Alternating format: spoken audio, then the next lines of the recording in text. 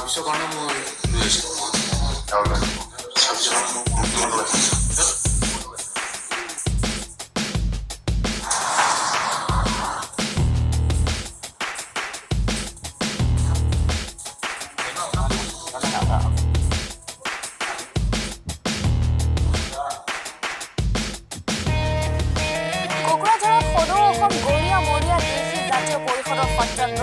জনজাতিকৰণ উগ্ৰপন্থীয় স্বায়ত্ত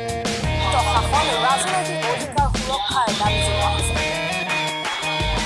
কোকৰাঝাৰত হৈ আছে সদৌ অসম গৰীয়া মৰীয়া দেশীয় জাতীয় পৰিষদৰ সত্যাগ্ৰহ